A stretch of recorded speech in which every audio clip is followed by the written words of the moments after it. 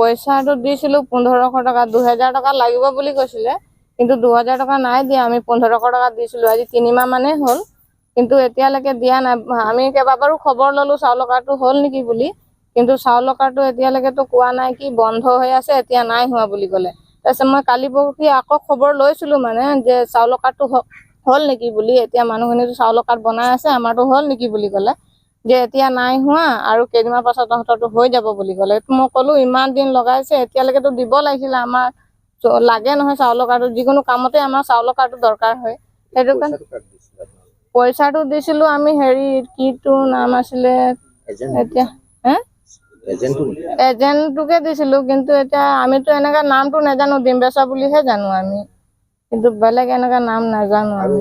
মানুহে দিছে আমাৰ গাঁও এইফালৰ মানুহখিনি দিছে কিন্তু হেতিও পাইছে নে নাই পোৱা নাজানো কিন্তু আমি এইফালৰ পৰা কেইবাজনীও গৈছিলো হেতিও পোৱা নাই তেতিয়ালে পইচাটো মানে হেতৰ পৰা দিছিলে ৰেচন কাৰ্ডত মানে ৰেচন কাৰ্ড এপ্লাই কৰিছিলো আমি ৰেচন কাৰ্ডে লাগে বুলি এপ্লাই কৰিছিলো নাই ৰেচন কাৰ্ড মোৰ ইয়াত মানুহ আছে কেইবাঘৰ এতিয়া মইতো ইমানটো ক'ব নোৱাৰিছো কিন্তু এইডোখৰ পৰা আমি মুঠতে আমি 4জনহে গৈছিলো আগতে ক'লে আমাৰ যে 2000 টকা লাগিব বুলি ক'লে তাৰপিছত আমি ক'লো যে এতিয়া 1500 টকা দিছো আৰু যেতিয়া চাউল কাৰ্ডটো হৈ যাব তেতিয়া 500 টকা দি দিম বুলি ক'লো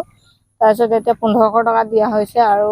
500 টকা নাই দিয়া চাউল কাৰ্ডটো দিম বনাই দিব তেতিয়া 500 টকা দিম বুলিয়ে কৈ থৈছো মানে চাউল কাৰ্ড এতিয়া যিমান আমি চবে বিয়া পাতিলো বা নতুন বোৱাৰী যিমানখিনি আহিছে চৰকাৰেও আমাকতো নাম ভৰ্তি কৰিবলৈ ইয়াত এজেণ্টকেইটা নাম ভৰ্তি কৰিবলৈ নিদিয়ে এই নতুন এতিয়া পুৰণা লিষ্টত যোনটো কাৰ্ড আহিছে আকৌ এতিয়া বোৱাৰীখিনি ক'ৰবাত গ'লে মানে চাউল কাৰ্ডটোৱে দৰকাৰ হয় এপ্লাই আমিতো ময়ো দিছোঁ মই চাউল কাৰ্ড এতিয়া নাম হেৰি ভৰাবলৈ 1500 টকা দিছিলোঁ আমাৰ সেনেকুৱা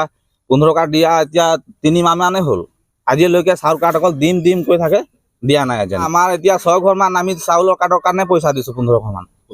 এজনক দিছোঁ মানে আপোনালোকে কাৰ্ডটো কি কৰিবলৈ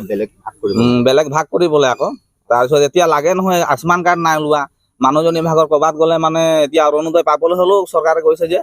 চাউল কাৰ্ডটো লাগিব মানুহবোৰ চাউল কাৰ্ড নাই নেকি চাউল কাৰ্ড আমাৰ নিজৰ আছে বুঢ়া কালত আছে বুঢ়া ঘৰত আছে নামবোৰ উঠা নাই আমাৰ নাম উঠিছে আমাৰ মানুহজনী এতিয়া যোন নতুন বোৱাৰীখিনি গোটেই ইয়াত আছে কাৰো নাম ভৰোৱা নাই সেই নতুন কাৰ্ড নাম ভৰাবৰ কাৰণে 1500 টকা দিব 1500 টকা দিছোঁ আমি 2000 কৈছিলে 1500 টকা এতিয়া দি থৈছোঁ আকৌ চাউল কাৰ্ডটো আহিলে 500 টকা ল'ব আকৌ কাৰোবাৰ শুনিছোঁ 1000 দিছে কোনোবাই 1500 টকা দিছে এতিয়া মই উলিয়াই দিম 6-7 ঘৰমান আছে আমাৰ ইয়াত নতুন বোৱাৰী যিমানখিনি আছিলে আজি চাউল কাৰ্ডৰ এটাও নাম ভৰোৱা নাই আমাৰ এইটো 2 নং বাউনপুখুৰীৰ পৰা লেঙেৰী পঞ্চায়ত ৰেচন কাৰ্ডত এতিয়া বুঢ়ীজনীৰ নাম থাকিলে মাক বাপেকৰ নাম থাকিলে আমাৰ নাম থাকিলে নহ'ব নহয় নতুন বোৱাৰী যিখিনি আনিছোঁ এতিয়া মোৰে বিয়া পতা 7 বছৰ হৈ গ'ল আজিলৈকে ভৰাই দিয়া নাই নাম চাউল কাৰ্ড নতুনকৈ বনোৱা আৰু মোৰ দাদা ভাগৰো আছে এতিয়া সিহঁতৰ 2টা বোৱাৰী আছে ইহঁতেও 7 বছৰ মানে হৈ গ'ল আজি ল'ৰা এটা আছে ছোৱালী এজনী আছে প্ৰথমে ক'লো আমি এই সিহঁতৰ ঘৰত বনালে মানে 400 টকা দি বনাইছে বুলি ক'লে তাৰপিছত আমি কৈছোঁ মোকো বনাই দিব আমাৰ নাই বুলি ক'লে তাৰপিছত ক'লে 1000 পইচা লাগিব বুলি ক'লে আকৌ সেইকাৰণে ময়ো দিলোঁ 1000 এতিয়ালৈকে বনোৱাই নাই কাৰ্ড চবৰে নাম নাই কি ৰেচন অকল আপোনাৰ নাম নাই চবৰে নাই মানুহ দুভাগৰ আৰু মোৰ ভাগৰ নাই